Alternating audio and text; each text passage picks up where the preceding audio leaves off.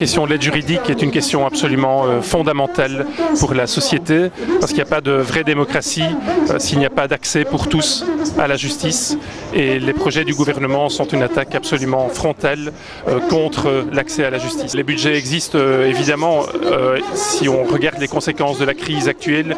C'est une crise qui frappe de plein fouet la classe moyenne, les plus pauvres, mais on voit aussi que le nombre de millionnaires est en train d'exploser en Belgique. Il a atteint un record en 2013, donc c'est évident qu'il y a moyen de trouver des budgets. Ben, notre colère, elle tourne autour de la notion d'égalité.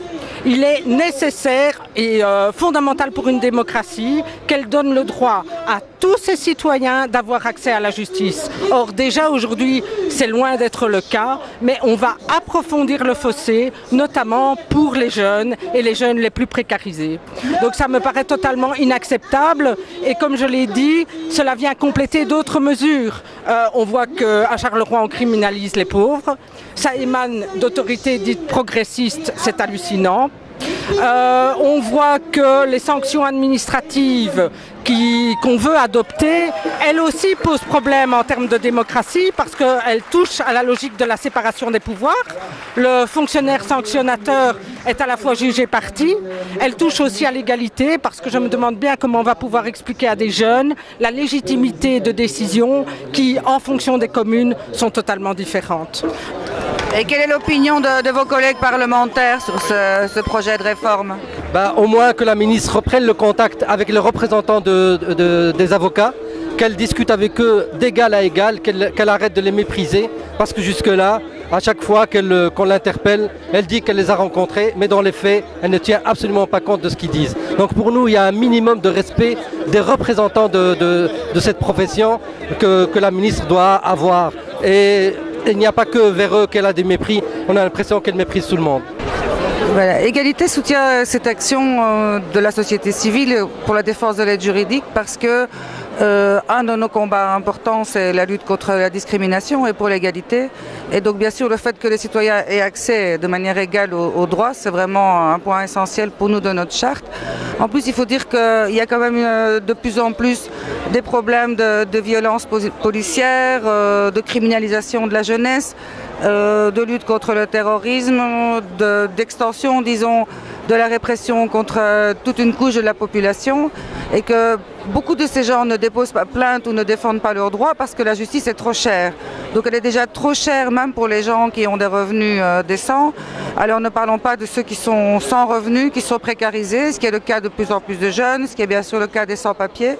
Donc le fait que l'aide juridique soit désormais payable pour ces gens-là, 50 € pour certaines personnes, c'est un seuil infranchissable. Il faudrait réformer la justice, il faudrait que les citoyens aient moins besoin de faire appel à la justice, donc il y ait moins de répression, moins de criminalisation, moins de violence policière, moins de discrimination. Ça serait déjà une manière simple de réduire en fait le budget de la justice, de réduire ce fonctionnement qui est monstrueux, qui dure des mois, des années. C'est peut-être là, si on veut faire une justice plus juste et moins chère, c'est peut-être d'abord là qu'il faudrait regarder.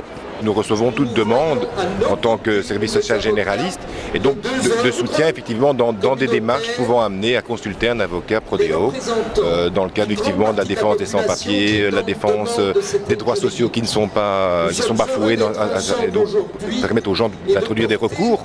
Et maintenant, force est de constater qu'en leur demandant 50 €, pour certains, ce serait impossible d'accéder à la justice, à savoir le CPAS, SPF Sécurité sociale, en l'occurrence pour les personnes à la reconnaissance d'handicap et donc d'allocation de remplacement.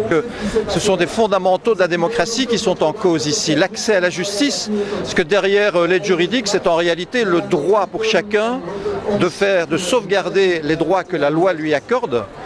Si on restreint ce droit, c'est comme si le droit était supprimé. Donc c'est vraiment quelque chose qui est fondamental. Je cite souvent l'exemple d'une institutrice qui, si elle vit seule, ne peut plus à l'heure actuelle se payer un divorce. Donc c'est vous dire que non seulement c'est la frange la plus défavorisée de la population qui est concernée, mais maintenant même la classe moyenne est concernée. Et il y a un vrai problème d'accès à la justice qui s'aggrave et au lieu d'y répondre de manière adéquate, le gouvernement ne trouve rien de mieux que de restreindre l'accès à la justice sous prétexte qu'il y aurait des abus. Mais des abus, il y en a aussi.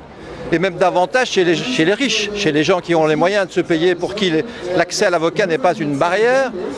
Et au lieu de régler les choses autrement, c'est-à-dire en faisant en sorte que les lois soient plus claires, plus simples à appliquer, qu'il faille moins avoir recours au tribunal, on coupe le robinet.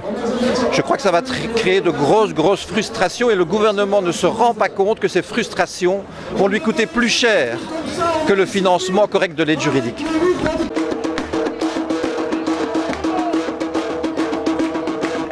Dans le projet, il est prévu que la ministre impose aux stagiaires de traiter des dossiers en prodéo, en pro bono même, donc gratuitement cette fois-ci. Donc c'est imposé à des avocats qui sont eux-mêmes en formation et qui sont au début de leur carrière, qui n'ont pas toutes les connaissances ou toutes les ficelles. Donc c'est reléguer, si vous voulez, les gens qui n'ont pas de moyens à demander l'aide d'un avocat qui lui-même est peu expérimenté. Et donc c'est ça tout à fait scandaleux.